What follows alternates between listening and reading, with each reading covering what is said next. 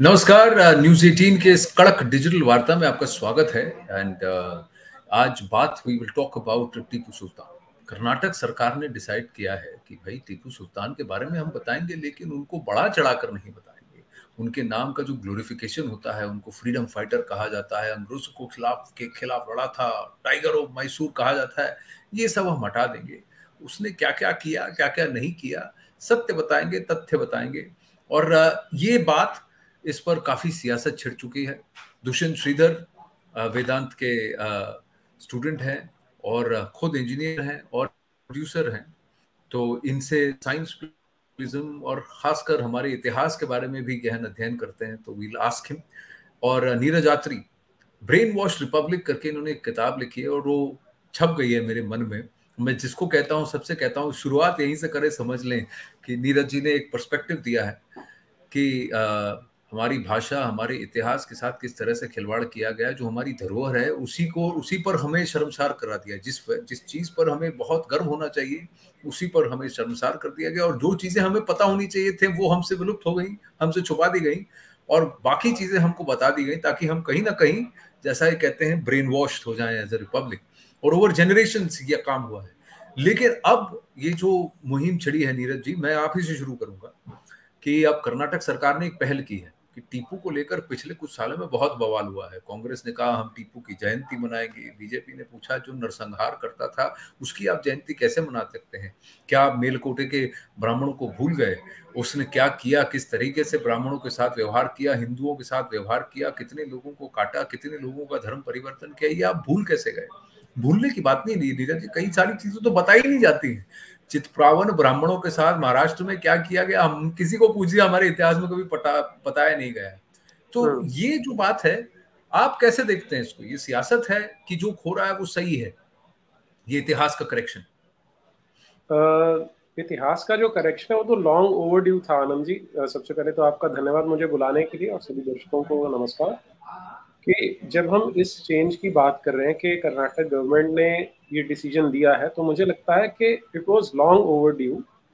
और सरप्राइजिंग जो मुझे लगता है कि हमें ये करेक्शन करने में 70 साल से ज़्यादा का समय लग गया।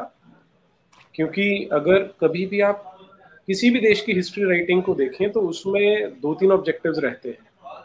पहला ऑब्जेक्टिव होता है कि हम हिस्ट्री का जो जनरल पर्पस है समझने का, वो है कि वो हमारी कलेक्टिव मेमोरी की तरह काम करती है कि हमारे पूर्वजों ने अगर कोई गलतियां की थी तो हम उनसे सीखें और हम उनको दोहराएं नहीं।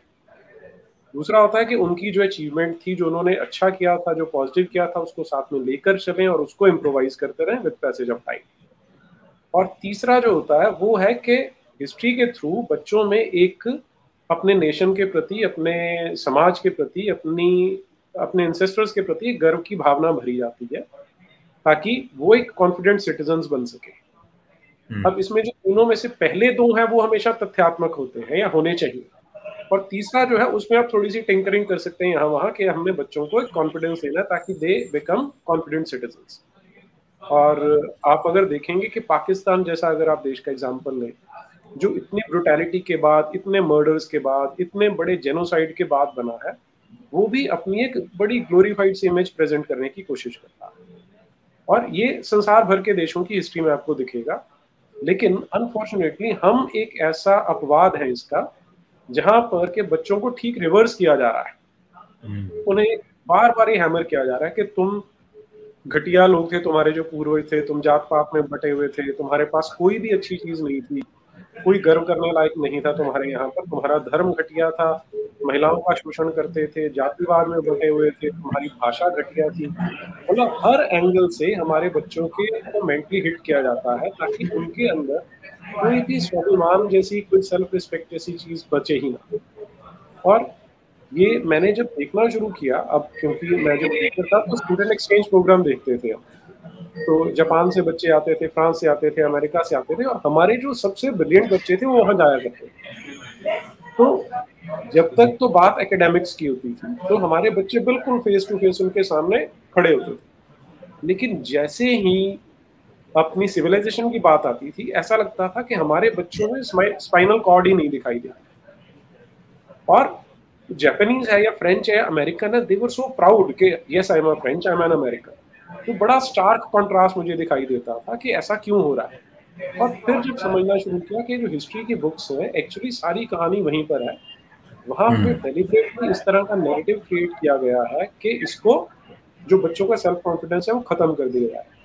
तो जो आपका मेन क्वेश्चन था कि क्या ये सियासत है, ये सियासत नहीं है, सियासत से बढ़ के है।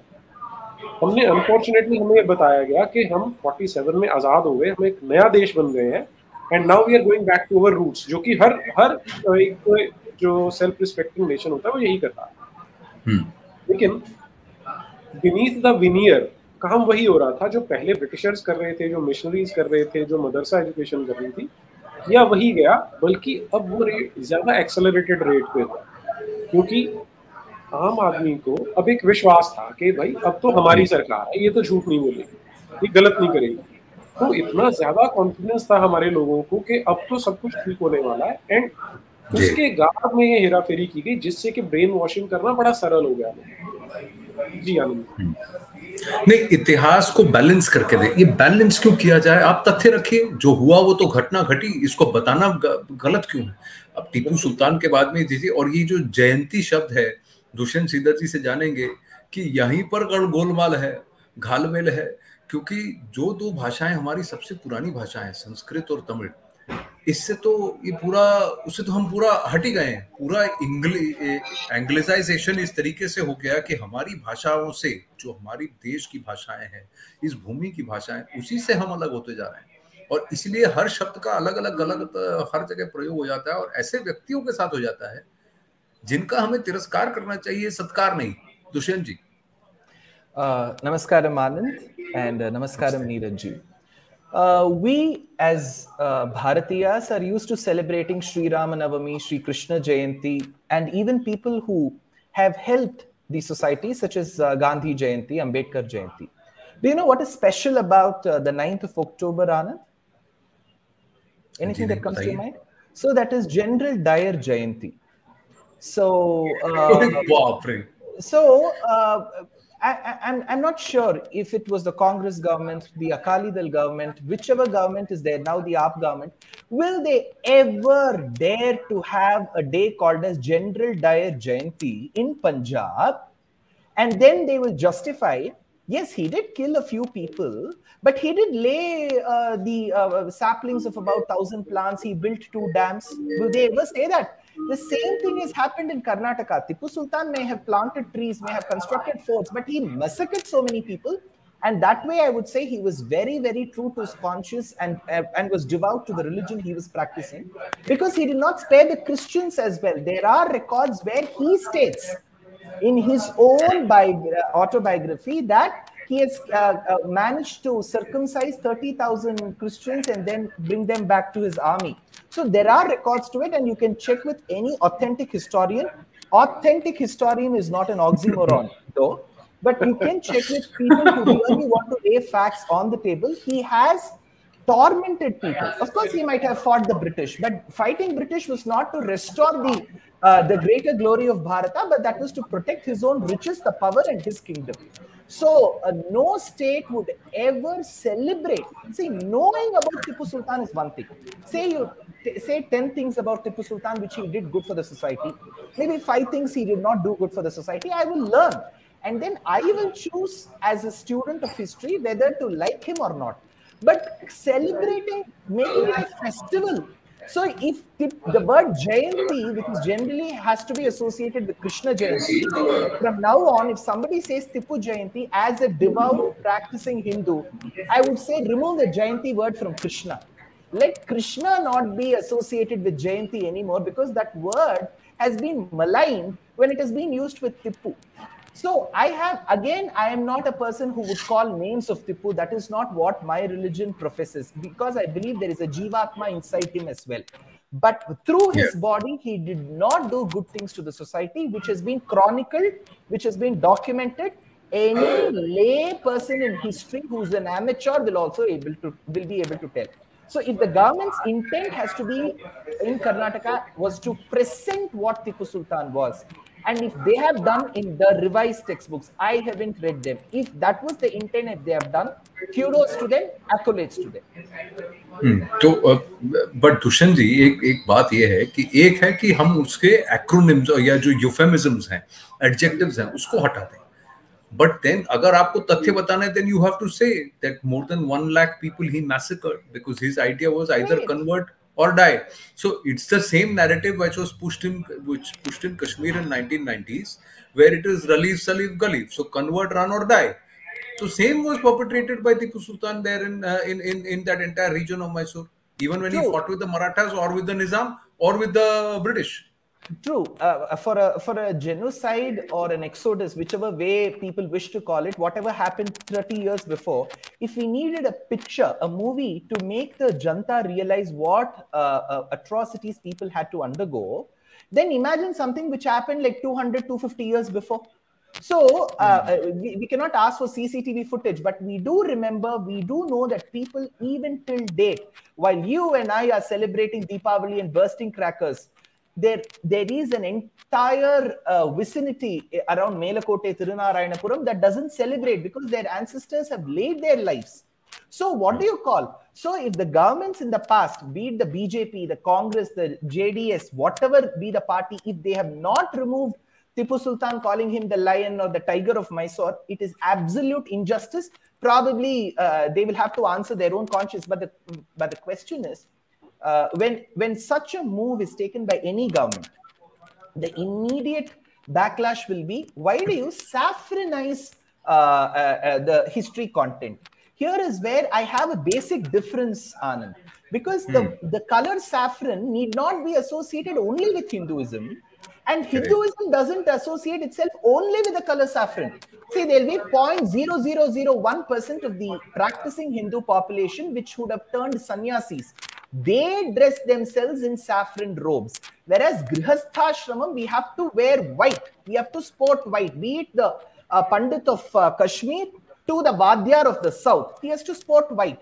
So when the Lord is being described by Tondaradi Pudiyalvar, who is a Tamil mystic saint in the 7th century, he describes the Lord of Srirangam as Pachai Malai Pol, meaning the one who is as green as the Emerald Hill. When the Sanskrit poet Uttakadu Kavi in the 17th century, he says Maragata Manimaya Chela. Maragata is the emerald stone. So Hinduism associates itself with the color green, with the color white, because the beautiful bird Hamsa, which is the Vahanam of Saraswati, of Brahma, which is the bird which is regarded with, all the sannyasis are called Paramahamsas, that is associated with white. So orange, Aruna, when you say Arunodayam, that is red. So please do not say that this religion associates itself with only one color. As much as the cow is important for us, even the pig is important for us, because the Lord restored Mother Earth by taking the form of Varaha. So every animal, every color is important. So I am not associated with any political party. I have no affiliation with any other political party. But as a practicing Hindu, if someone says something is getting saffronized, they do not know the fundamentals of the religion. They need to be tutored. And with respect to history, there have been kings who have committed genocides and atrocities against people.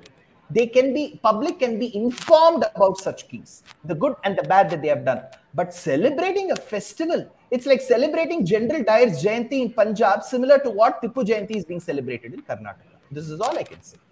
No, very very well put. लेकिन यही तो हमारे समाज में यही तो हुआ, यही ब्रेन वॉशिंग तो होगा कि भाई नीलकोटे के उस पूरे ग्राम के बारे में कोई नहीं बताएगा, पर ऐसी सीरीज बन जाएगी रामायण और महाभारत को काउंटर करने के लिए, शेरे मैसूर टीपू सुल्तान, जहां पर भी तथ्य को विपरीत करके बताया जाएगा. रामायण महाभारत में भी कई सारी चीजें हैं जिसको कि जानबूझ पर्टिकुलर साथ दिखाया गया, पर वो अलग डिस्कशन. टीपू सुल्तान में जब पिछले, हमको याद है जब वो बना था, हम लोग यंग थे ना तब, उस वक्त बनाया गया था, एक सीरीज आई थी दूरदर्शन पर चलती थी और उसको बहुत प्रचार किया जाता था और कहा जाता था कि ये नैरेटिव है. उसमें कहाँ दिखाया गया टीपू का गुड साइड, ही तो दिखाया गया. नीरज जी, तो ये जो ब्रेन वॉशिंग है, ये तो सबसे चल रहा है. और ये हिंदू बैशिंग हर जगह से ऐसा है. भगवा को भी लेकर भी ये भगवा बैशिंग इसीलिए होता है क्योंकि उनको लगता है इस तरह से हम हिंदू को बैश कर रहे हैं.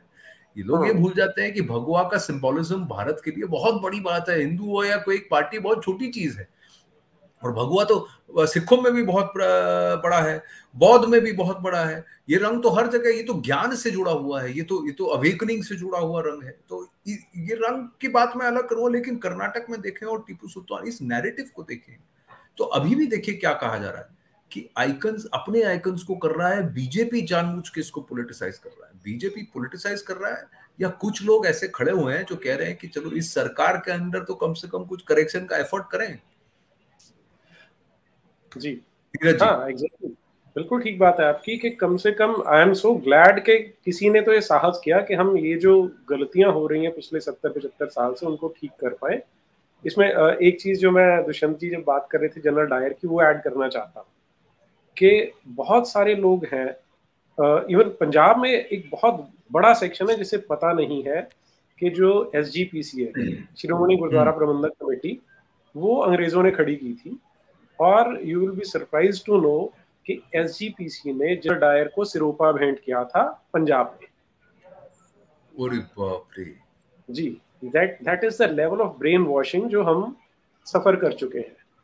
और जो आनंद जी आपने कहा ना कि हिंदू बैशिंग होती है हर डायरेक्शन से, that is the actual term which we should be using, कि हर जगह पर जो नैरेटिव है वो वन साइडेड रहता है। अब मैं क्योंकि फिजिक्स का टीचर हूँ, तो उसमें जब हम एक्सपेरिमेंट कैरी आउट करते थे, तो एक्सपेरिमेंट में हम स्टूडेंट्स को स्पेशली बताते हैं कि एरर की पॉसिबिलिटी हमेशा रहती है, और जो एरर होते हैं वो हमेशा दोनों साइड्स पे होते हैं। किसी को पॉजिटिव एरर बोलते हैं, किसी को नेगेटिव एरर बोलते हैं।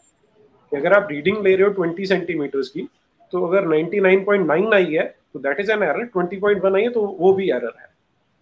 और जनरली क्या होता है जब आप बहुत सारी रीडिंग्स ले लेते हैं तो उनका एक एवरेज निकाला जाता है।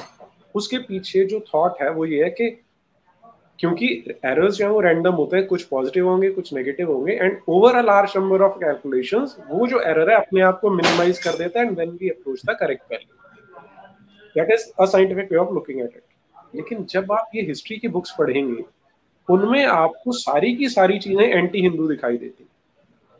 मैंने एक बार एक चैलेंज दिया था, और आज भी वो चैलेंज ओपन है, कि आप अभी जो NCERT की हिस्ट्री बुक्स चल रही है 6ठी से लेके 12वीं तक, टोटल 10 किताबें हैं, उनमें आप एक सेंटेंस मुझे ऐसा निकाल के दिखा दीजिए जो हमारी ट्रेडिशंस को और हमारे धर्म को पॉजिटिव लाइट में दिखाता। आज तक no one has been able to prove it. तो ये अपने आप में आपके लिए एक स्मोकिंग गन बन जाती है कि डेफिनेटली ये जो सारे के सारे एरर्स हैं वो एक ही साइड पे जा रहे हैं। तो ये एरर नहीं है, ये डेलिबरेटली किया गया है, this has been done by design. अब सेकंड, फिर बिल्कुल एक जो लॉजिकल क्वेश्चन अराइज होता है कि अगर ये बाय डिजाइन है तो who is going to benefit out of it, और इसका एंड ऑब्जेक्टिव क्या है।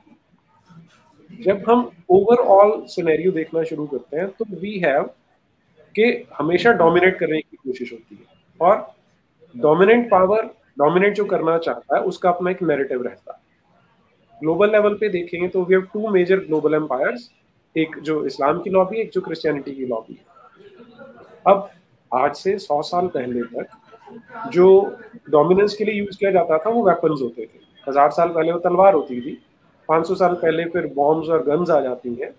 लेकिन अब क्योंकि सिनेरियो चेंज हो गया, तो अब जो वेपन है वो साइकोलॉजिकल प्रोपेगेंडा है। वेपन्स, बल्कि जो बुक्स हैं, जो कैमरा है, जो माइक है, जो माइक्रोफोन है, ये आज के वेपन्स हैं। ये लोग अभी तक, मतलब आम जनता इस चीज को पहचान नहीं पा रही है कि आज वेपन्स का काम ये करते हैं, जो साइकोलॉजिकल, जिसे आप ब्रेन वॉशिंग, जैसे आपने कहा, मेरी बुक का नाम भी इसीलिए ब्रेन वॉश रिपब्लिक था कि, और इसमें वो चर्चिल की बात याद आती है, उसने कहा था कि future colonies will be the colonies of the mind. जी, और माइंड को कॉलोनाइज करने के लिए ही सारे का सारा सिस्टम अडॉप्ट किया गया। और जब आप टीपू को देखते हैं तो वो उसी का एक एस्पेक्ट है कि किस तरह से सारे मुगल रूल को सैनिटाइज किया जाता है, किस तरह से सल्तनत पीरियड क्रिएट किया जाता है, और किस तरह से टीपू सुल्तान को लॉयनाइज किया जाता है। ऑन द अदर हैंड, जैसे दुष्यंत जी ने पहले कहा था कि सारे जो राजेंद्र चोल थे उसको आपने बिल्कुल वाइप आउट कर दिया, वोडियार से उन्हें बिल्कुल वाइप आउट कर दिया, अहोम किंग्स थे उनका किसी को पता नहीं है, पाल डायनेस्टी थी, किसी को नहीं पता उनके विषय में।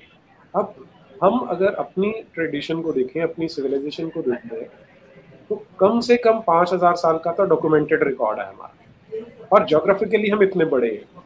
तो इस सारी ड्यूरेशन में जिसे हम ये इस्लामिक इन्वेजन कहते हैं 600-700 साल की है, which should be just like a blip on the entire radar, लेकिन उसे मैग्नीफाई करके दिखा दिया।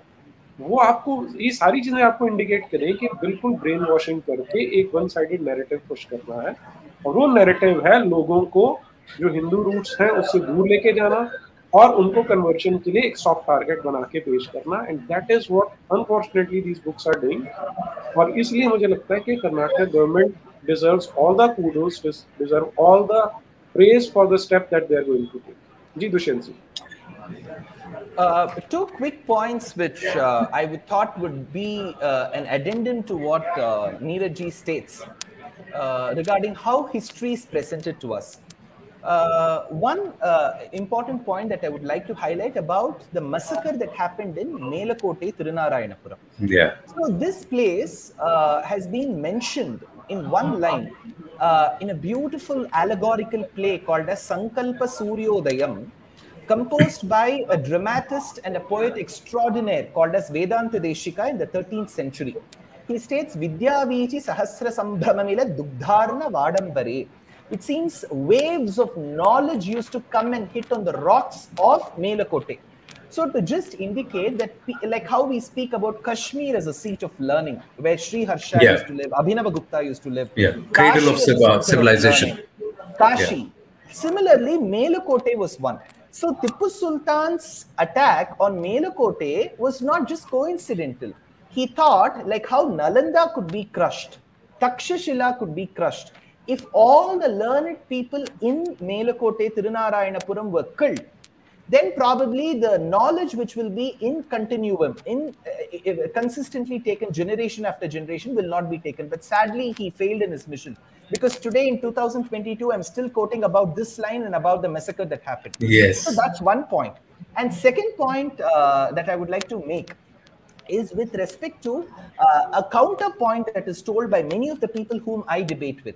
They say, you say that he massacred so many Hindus, so many Christians. Well, he loved the deity called as Ranganatha in Srirangapatnam because he was headquartered in an islet on river Kaveri, very close to Mysore. And there the Lord, the presiding deity is Lord Ranganatha. So it is documented that he gave pearl necklaces to Mother Goddess. He gave a diamond necklace. So they say he massacred Hindus. And on the other hand, he gave diamond necklaces. Who wants diamond necklaces when you're killing people? Even the Lord wouldn't prefer.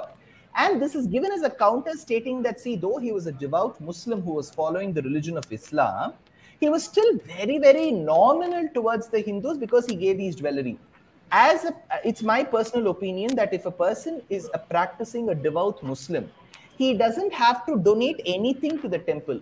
The only best thing that he could have done is he could have not destroyed the temples and not killed the Hindus. That's the biggest contribution he could have done.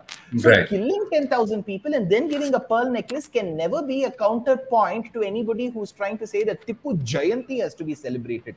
This would just fall on their face. No, and there is that part of history also which says that he was also a believer in astrology. And the chief astrologer was a big devotee and also a priest at the Ranganatha Swami temple.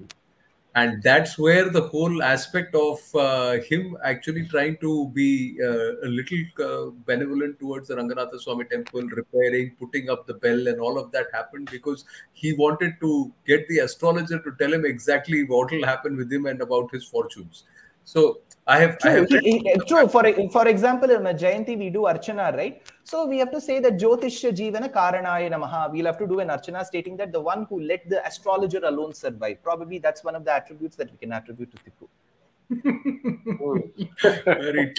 very tongue-in-cheek there, but well said there, Dushyantji and Neerajji. We need to have more conversations about our history and put this out, and let's hope that there are more people who get a little aware and move beyond just these political aspects to understanding that culturally, civilizationally, we as a nation need to realize that we've been brainwashed for a while to think that we should be ashamed of who we are rather than being proud of who we are and what we have had. And there is so much knowledge, so much literature, there is so much this one. I just realized that, Chaitanya Mahaprabhu in Tiruvattar in Kerala, found the fifth chapter of the Brahma Samhita. Out of 100 chapters, only the fifth chapter, he was able to find that it was locked and kept quietly there. But the rest of the chapters are nowhere to be found. They're destroyed. The Nalanda burned for a year and a half. That was the amount repository of knowledge. And despite of so much of knowledge being destroyed, Sharda Lipi is nowhere there. There were so many scriptures written in Kashmir in Sharda Lipi. It's all been burnt. It's been destroyed. But we still have so much knowledge. We still have Dushyant Sridharan and Neeraj Atri talking about it. So that means, imagine the amount of knowledge that we have, which we should be proud of. Agama Shastra, nobody talks about. Panini, nobody talks about. So many things. Yes, Dushyant Sridhar. Just a very quick point. You did say that after the burning of so many universities, so many manuscripts, the knowledge has survived. That's because the fundamentals of Sanatana Dharma were not realized by the invaders. That is, we are a civilization that believes that knowledge has to be heard and remembered. Very little we have documented. So I still know of many acharyas who know the 1,25,000 verses of Mahabharata by heart. So in case Anand Narasimhan burns all the manuscripts of Mahabharata in India also, there will be scholars who will be able to tell you in Adi Parva, in Garudopakhyanam, in this particular sarga, which is the shloka. So the fundamentals of Sanatana Dharma were slightly misunderstood by the invaders, and that's the fortune of Sanatana Dharma. So they thought by killing the manuscript, you will kill the knowledge. But the beauty is they didn't realize that the knowledge is resting in the gray cells of the human mind and not in the manuscripts. There is a reason for that too, that written history or written Shastras or written Puranas came in much of thousands of years later. Yeah. And it was Vyasa who actually compiled a lot of that knowledge, because he realized in the Kali Yuga, people will not be able to remember as much and learn as much, and they were moving away from Sanskrit. So the language which allowed it to be coded in the brain was Sanskrit, the basis of machine language. So there is a science behind that language too. So there is so much to talk about. And let us just hope that Anand Narasimhan never does what you even just as metaphorically used as an example, because he will never do such a thing. But Neeraj and Dushyant ji, a pleasure speaking with you. Thank you. Thank you very, very much. I look forward to more such conversations. Thank you. Thank you so much. Thank you.